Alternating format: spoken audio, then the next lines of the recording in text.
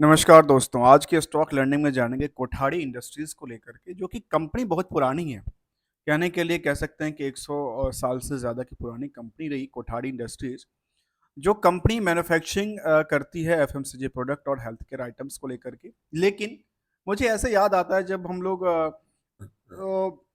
कोठारी की बात करते हैं, तो कोठारी में हमारे यहाँ एक प्रोडक्ट आती थी। कोठारी कोठारी की जो गंजी होती थी ना, ख़ास के वो कलकत्ता की ब्रांड हुआ करता था। वो काफ़ी अच्छा फ़ेमस हुआ करता था और आज भी शायद मार्केट में अवेलेबल है, लेकिन शायद उस लेवल से सेल्स नहीं बढ़ा, बाकी से ढेर सारी कंपनियाँ आ गई। तो आज हम फैशन वाली दुनिया की बात नहीं कर रहा हूँ, कोठारी इंडस्ट्रीज़ कॉर्पोरेशन की बात करने वाला हूँ, जो कि पेनी स्टॉक है। और पेनी स्टॉक की लिस्ट में ये देखा गया कि कंपनी में फिलहाल यदि 6 महीने की चार्ट को ही आकलन करके देखूँ, तो 6 महीने में स्टॉक में पता है कितनी की जंप हुई? 6 महीने में देखने को मिली, जो स्टॉक ने नियरली करीब-करीब स्टॉक में करीब साढ़े 700% की जंप हुई है। सोचने वाली बात है, ये छोटी-सी स्टॉक ₹4 से लेकर के ₹2 का स्टॉक ₹16 का हो जाता है। क्या ये मार्केट के लिए अच्छी खबर है या नहीं है? चलिए, जहाँ पे लोगों ने अच्छी खासी पैसे बनाए होंगे, जहाँ पे इन्वेस्टर की तादाद भी करीब-करीब 50,000 के आसपास की लिस्ट है, जो कि आज की नहीं पहले से भी देखने को मिलता है कि 50,000 के लोग आसपास शेयर होल्डर यहाँ पे तैनात बैठे हुए हैं, स्टॉक को लेकर के। तो चलिए जानते हैं स्टॉक को लेकर के क्या क्या है। तो कंपनी के बारे में बुक वैल्यू नहीं याद है, कहते कंपनी की बुक वैल्यू नहीं है, आरओसी नहीं है, इंटरेंसिक वैल्यू की बात नहीं करती है। अब आती है बात, पहला पार्ट जो तो कहते हैं ईपीएस। ईपीएस में देखा गया कि फेस वैल्यू है ₹5 का। इस ₹5 के शेयर को लेकर के देखा गया कि इनमें जो किस चीज को अर्निंग को लेकर के एक नॉमिनल ₹5 का नोट या सिक्का अर्निंग कितना करता है? ₹23। जब अर्निंग ₹23 की करता है, तो मार्केट में इसको खरीदने को लेकर के जो डिमांड बढ़ी इसको लेकर के, वो कहते हैं 0.74% ही रही है, ज़्यादा रही नहीं। इसकी वजह से मार्केट में अभी भी क्या है? मार्केट की रेट सिर्फ ₹16 के आसपास। अब दूसरी फैक्टर की बात करते हैं, जो अभी फिलहाल सबसे टॉप पे लगातार टॉप पे कामकाज करती है, लोअर टू हायर की बात करें तो ₹1.80 का स्टॉक आज 16-17 तक पहुंचा है। अभी भी देखा गया कि यहाँ पे यदि इंडस्ट्रियल की कैपेसिटी को बिल्डअप करते हैं, तो खास के ये कहती है 37.5 का है, और यहाँ पे क्या कहता है? यहाँ कुछ भीड़ ही नहीं है। जब भीड़ नहीं है, पूरे मार्केट कैप क्या कहता है? 31 करोड़ का, क्योंकि शेयर की प्राइस ही काफी कम है और नंबर ऑफ शेयर भी कितना? 1,91,00,000 की निकल के आती है। यदि इसके अकॉर्डिंग ये चले, तो मार्केट कहाँ से कहाँ जाएगा? क्या ये इसके अकॉर्डिंग चले तो मार्केट कहाँ पे जाएगा पता है? नियरली करीब करीब 200 से 300 के रेंज में जा सकता है। क्या ये आकलन ठीक है या गलत है? इसके आकलन के लिए हमने क्या जानना है? हमें फंडामेंटल की हर एक एस्पेक्ट को जानना जरूरी है। इसीलिए हम कहते हैं कि हमेशा किसी भी स्टॉक को, किसी भी कंपनी को समझने के लिए हमें कंप्लीट स्टडी देखना, समझना जरूरी है, जो कि हम अपने स्टडी में एक एक सब्जेक्ट वाइज और सब्जेक्ट वाइज के साथ साथ उसको एक चैप्टर वाइज, एक टॉपिक वाइज कवर करते हैं। जहां देखा कि कंपनी को लेकर के डेट टू इक्विटी के बारे में कहते हैं 0.87, और कुछ सवालें होती है जो सवाल पे हम चर्चा करेंगे। आखिर ये स्टॉक की जो प्राइस है फिलहाल जो लगातार चलती नजर आती है, तो वो क्या सस्टेन करने वाली है या लगातार ऊपर जाने वाली है, या फिर कुछ ऐसा तो नहीं गिरावट का संकेत देता है? ये 3 सवाल अक्सर दिमाग में होते हैं हर एक जो कि स्टॉक मार्केट में देखते हैं, समझते हैं। उनकी 3 रहती है, 3 क्वेश्चंस रहती है दिमाग के अंदर। ये क्या स्टॉक की प्राइस चलने वाली है? क्या स्टॉक की प्राइस सेम रेंज में ट्रेड करेगी, या कुछ मौका, कुछ गिरावट है? यहाँ पे देखा गया कि स्टॉक में पी जो है, स्टॉक की ईपीएस की बात कर रहा हूँ, ईपीएस को क्या करता है? यहाँ से और यहाँ से दो फैक्टर को बात में एक साथ में बात करता हूँ, जिसका नाम है डेट टू इक्विटी रेशियो और करंट रेशियो। क्योंकि इन दोनों की चीजों से, कुछ ऐसे डेटा से इस ईपीएस को क्या करता है? इम्पैक्ट और हिट करके रखता है। कैसे? क्योंकि यदि ये पार्ट्स में लेकर के इंटरेस्ट की बर्डन बढ़ी तो क्या होगा, दबाव बढ़ेगा किसमें, प्रॉफिट में। और यदि यहां पे प्रॉफिट बुक करने के पर्पज से सेल्स में उधार डाल दिया, जैसे तैसे उधार करती गई, लेकिन उसमें क्या हुआ, जितनी ज्यादा उधार करेगी उतना रिस्क फैक्टर बनती है। और इसके पीछे जानना जरूरी है कि डेटर्स डे क्या कहता है, नंबर ऑफ डे की बात। आते हैं अगले पड़ाव की तरफ, जहां पे हम आरओसी की बात करते हैं। 21% आरओसी की कोई बात नहीं है, जहां पे प्रमोटर्स होल्डिंग कहते हैं 21%। और ये भी एक सब्जेक्ट मैटर है कि क्या जो प्रमोटर्स हैं वो क्या यहाँ से बेच बेच के निकल रहे हैं, या सेम एज उतने पे हैं, या फिर बाय बैक कर रहे हैं। कुछ ऐसे टर्म्स की बात करेंगे, आते हैं समझते हुए। तब तक अभी तक आपने यदि चैनल को सब्सक्राइब, वीडियो को लाइक नहीं किया तो कर लीजिए, क्योंकि हम विदाउट किसी रिकमेंडेशन और एडवाइजरी को लेकर के इस एस्पेक्ट की बात करते हैं। और मार्केट की जो स्ट्रेटजी है उसमें दो चीज को बिल्कुल ध्यान रखना चाहिए। वो उसमें एक ही फैक्टर है। कई बार सवाल होता है कि अच्छा ये स्टॉक, क्या पेनी स्टॉक हो या बड़ी स्टॉक, कोई भी स्टॉक की बात करूं, तो कहते हैं अच्छा स्टॉक यहाँ से क्या कर सकती है। मैं कहता हूँ कि यहाँ एंट्री कब होगी, एग्जिट कब होगी। वो ये समझ नहीं आता जो एंट्री कब होगी, एग्जिट कब होगा। मार्केट में आपको जब मन करे एंट्री करें, जब मन करे एग्जिट करें, उसके लिए एक ही रूल अप्लाई होता है। पूरे मार्केट में एक रूल अप्लाई होता है, क्या पता है, वो है टारगेट। आपकी टारगेट क्या है। और टारगेट के अंदर दो चीज होती है, एक है टर्म टारगेट, एक है ग्रो टारगेट।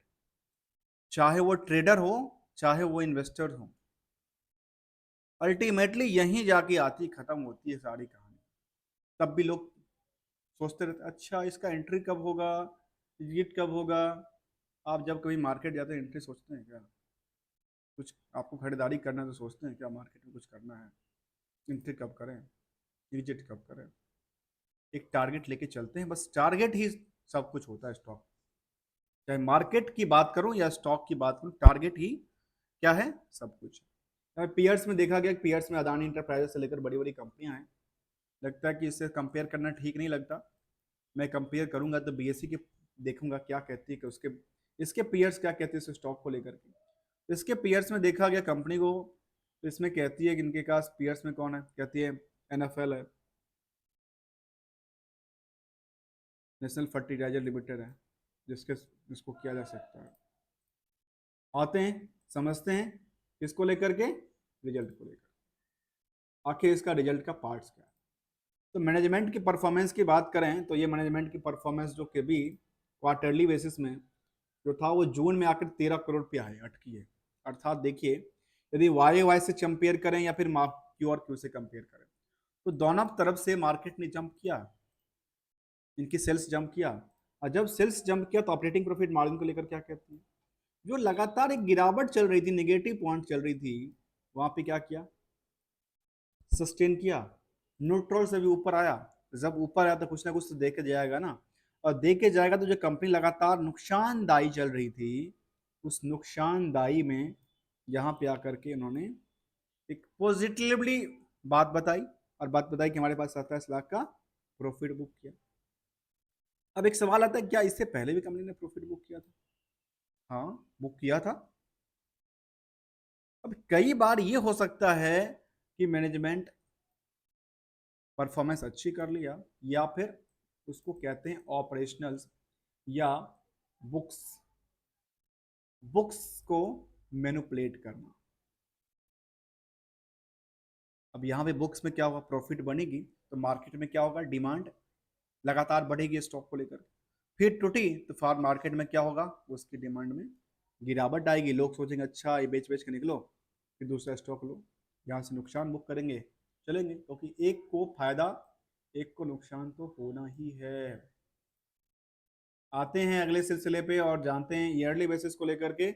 और वो मैनेजमेंट ने बताई कि कहती भाई 25 करोड़ का लास्ट 12 महीने में, और इससे देखा गया करीब 40% की, यहाँ पे देखा गया 10% की। तो सोचिए 14 करोड़ तक का प्रॉफिट तो बुक है, सेल्स है। और सेल्स के बेसिस पे देखा गया पूरे के पूरे साल दर साल, तो इसके बारे में कहती है नियरली ये 45 करोड़ 32 करोड़, मतलब प्रॉफिट ईयर ऑफ ईयर के हिसाब से देखेंगे तो अभी जाकर मार्केट में इसको लगता है कि सस्टेनेबिलिटी है।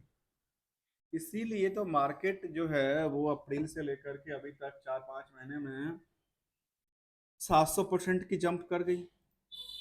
अब एक सवाल आता है, सवाल ये आता है जो ये जो प्रॉफिट है, ये प्रॉफिट तो बुक किया हुआ प्रॉफिट है, इसके पीछे जानना, हमें बैलेंस शीट जानना जरूरी है कि इसमें रिस्क फैक्टर क्या क्या है।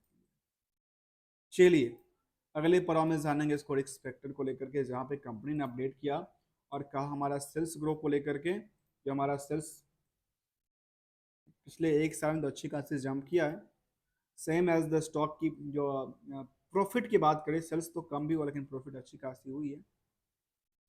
स्टॉक प्राइस सीजर कोई बात ही नहीं करती है और रिटर्न इक्विटी की कोई बात नहीं, क्योंकि एक साल से पहले का डेटा कुछ देखने को मिल ही नहीं। आते हैं डेटा को समझते हुए बैलेंस शीट फिगर को, जहां पे कंपनी ने अपनी कैपिटल को क्या किया, रिड्यूस कर लिया। कंपनी ने कैपिटल को रिड्यूस किया, जो 10 करोड़ का कैपिटल था वो 6 करोड़ के कैपिटल हो गया। ठीक है, इसके बाद जो रिड्यूस करने के बाद इनके पास क्या होगा, जो लगातार निगेटिव दे रहा था रिजर्व को, उसमें पॉजिटिव आया। इसके बाद बोरोइंग्स को लेकर के जो लगातार इनके पास 73 करोड़ तक की बोरोइंग्स थी, वो 7 करोड़ के आसपास रही। मतलब कह सकते हैं कि धीरे धीरे उनका डेट्स का पार्ट्स कम होती नजर आती है।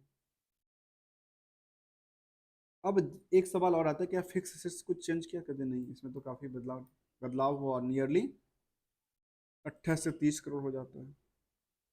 अब एक लास्ट सवाल और आता है, जो क्या मार्केट में प्रॉफिट बुक करने को लेकर के क्या इन्होंने अपनी डेटर्स तो नहीं क्रिएट कर दिया। कहते नहीं, 19 लाख के आसपास इनका डेटर पड़ा हुआ है, बहुत ज़्यादा नहीं था। 19 लाख के डेटर के बेसिस पे यदि आकलन करके देखेंगे तो 14 करोड़ में 19 लाख का क्या है, डेटर है। और प्रॉफिट कितना बनाया था इसने, करीब 32 करोड़ का। तो 32 करोड़ में 19 लाख का क्या था, डेटर था। तो ये कोई फर्क नहीं पड़ा था इसको, ये रिस्क फैक्टर को लेकर के, आखिर बैड डेट्स क्या होने वाला, क्योंकि पैसा उनके पास ऑलमोस्ट आ चुका है। और इसके बारे में कहा कि हमारे पास क्या हुआ, 5 दिन में पैसे रिकवरी होते हैं। मतलब यहाँ तक जो भी संकेत उन्होंने मैनेजमेंट ने दिया, वो सब के सब इनके फेवरेबल निकल के आते हैं, जिसको कहते हैं स्ट्रॉन्ग। अब आते हैं सवाल के साथ और देखते हैं पिछले 6 महीने में जो 750% का जंप किया, उसका सिलसिला क्या क्या। उसके सिलसिला में देखेंगे इन्वेस्टर को लेकर के, जहाँ पे इन्वेस्टर में आखिर रिटेल की क्या भूमिका है, या फिर सबके सब बड़े ही बने हुए। तो यहाँ पे देखने को मिली, जहाँ पे जो पोजिशन था प्रमोटर के पास काफ़ी ज़्यादा था, 48% के आसपास टोटल। जो कि क्या हुआ, उन्होंने अपनी होल्डिंग को कम किया। कम करने के बाद हुआ क्या, इनके पास 21% बची और रेस्ट मार्केट में 56% 57% के आसपास। जबकि वहां पे हमने देखा कि कैपिटल क्या किया था, रिड्यूस किया था। लेकिन यहाँ पे देखने को मिला जो प्रमोटर्स ने अपनी शेयर होल्डिंग का बेच दिया, शिफ्ट कर दिया, जो कि यहाँ पे कंपनी में FI 20% के आसपास है। एक पेनी स्टॉक जहां FI भी 20% अपनी पोजीशन लेके बैठा है, सॉरी FI ने DI की बात कर रहा हूँ, DI भी यहाँ पे 20% के आसपास लेके बैठा, चाहे वो LHCs की बात हो, 11% की होल्डिंग है। जबकि लगातार है, ऐसा नहीं कि एक ही टाइम में देख, लगातार है, जबकि इनकी होल्डिंग लगातार बढ़ी भी, इनकी होल्डिंग बढ़ी। और बढ़ते हुए देखा गया तो इनमें लो इंडिया इंश्योरेंस कंपनी की बात करो या द ओरिएंटल इंश्योरेंस की बात करें, ये सब के सब पेनी स्टॉक में लगे हुए हैं। यूनाइटेड इंडिया इंश्योरेंस, सारे के सारे इंश्योरेंस कंपनी अपनी फंड लेके बैठे हैं। पब्लिक की होल्डिंग में भी देखा गया कि यहाँ पे एक शाहुद्दीन करके है, जिनके पास करीब 9% 10% की होल्डिंग, और कुछ और कंपनियां हैं, एक होल्डिंग्स कंपनी एक इनके पास और हैं जिनके पास, मतलब ये कह सकते हैं कि यहाँ पे ऑब्वियसली ये भी देखा जा रहा है कि इस 10 तो 12% को हटा दिया जाए तो करीब करीब 45% की होल्डिंग तो मार्केट में चल रही है ना। और चल रही तो क्या इन्वेस्टर लगातार बढ़ रहे हैं घट रहे हैं? तो देखने को आती है नियर अबाउट द सेम है।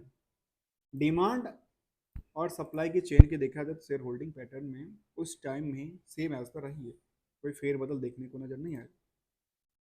सेंटिमेंटल के बारे में कहती है कि शेयर होल्डिंग पोस्टर वाइट की बात करें, ईजीएम की बात कर रही है। ईजीएम की बात क्यों हो रही है, कैसा क्या करने वाली कंपनी, प्रेस रिलीज की बात कर रही है। 14 अगस्त उन्होंने प्रेस रिलीज किया था, किस चीज़ को लेकर किया था?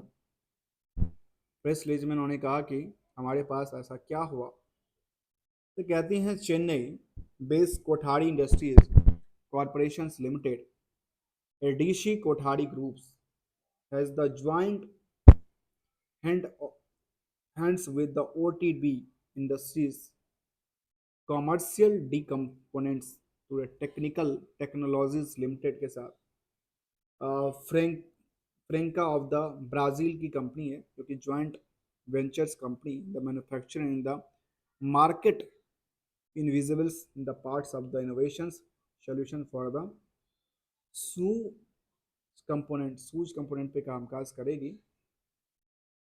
और इसमें कुछ अमाउंट्स की यदि बात करती होगी तो शायद बेहतर हो सकता है। ये इन्होंने कहा Indian are the second largest consumer of the footwear. उन्होंने कहा कि फुटवेयर में सबसे बड़ी लार्जेस्ट मार्केट है, सेकंड लार्जेस्ट मार्केट है। In the determining the participation in the journey of the build in the 50 billion market over the last 5 to 6 year.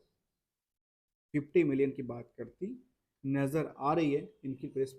और लगातार जो स्टॉक ने बढ़ा, बढ़ोतरी दर्ज किया, तो लगता है कि यही सब कुछ ना कुछ सेंटीमीटर इनके पास आता होगा लगातार। यहाँ पे ये देखने को मिला जो पुअर्स ग्रो रेट है, होल्डिंग्स भी करीब, प्रमोटर्स होल्डिंग करीब 21% लो है, से लो है। इंटरेस्ट कॉस्ट भी काफ़ी कैपिटलाइज हो रखा है। इनकम करीब देखने को मिला कि इनके पास 66 करोड़ का इनकम अदर सोर्स से आती है।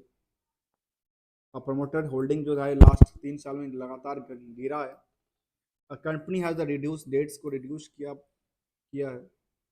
गुड क्वार्टर के एक्सपेक्टेशन किया जाता है। और सीजीआर के पास लास्ट 5 साल में 74% के आसपास रही है, जो कि हमने यहाँ पे सामने सामने देखा कि मार्केट में इस स्टॉक को लेकर के पिछले कुछ पीरियड में करीब करीब ये देखने को मिला। तो क्या था, स्टॉक ने अच्छी खासी तगड़ी जंप किया। और इतना ही नहीं, तो स्टॉक ये हमने देखा कि जो पेनी स्टॉक जिसको कहते हैं, पेनी स्टॉक भी कई बार और पेनी स्टॉक से मल्टी बैगर साबित होता है। अब हम बात करते हैं इस टारगेट वाली चीज़ को लेकर, इंटर और एग्जिट पॉइंट को छोड़ते हुए। टारगेट में ये देखा जाता है हमेशा जो टर्म टारगेट बेनिफिट है या रो टारगेट है, दोनों को कंबाइंड कर दीजिए, मार्केट की सारे के सारे ट्रेडिंग निकल जाती है। बाकी कोई भी स्ट्रेटजी की बात नहीं करता हूँ, कोई भी इंडिकेटर की बात नहीं करता हूँ, मार्केट कब कैसे किस लेवल पे चल रही है नहीं चल रही है।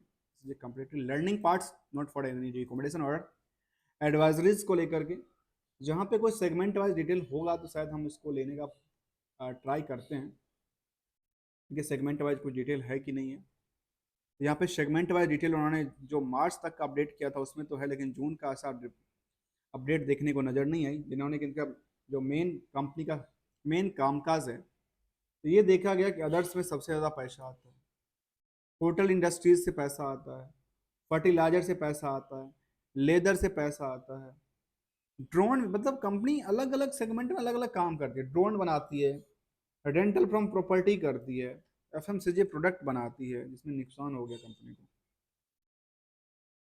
ये इनका क्या था, मतलब ये कह सकते हैं। और यहाँ पे जो पीयर्स की बात करेंगे, और पीयर्स में तो मुझे लगता है उससे ठीक नहीं बनता, क्योंकि इनकी सबसे ज़्यादा यदि किसी का प्रॉफिट बनती नज़र आती है ना, तो वो क्या निकल के आती है, करीब इनका लेदर आइटम पे निकल के आती है, 46 लाख का प्रॉफिट बनती है नजर आती है। इसके बाद ये दूसरा देखा तो फर्टिलाइजर्स, और बाकी जो देखा जाए ये बेसिकली क्या था, लेदर आइटम्स को लेकर के, लेदर एकदम फर्टिलाइजर्स इंडस्ट्रीज सबसे बेटर परफॉर्मेंस किया था।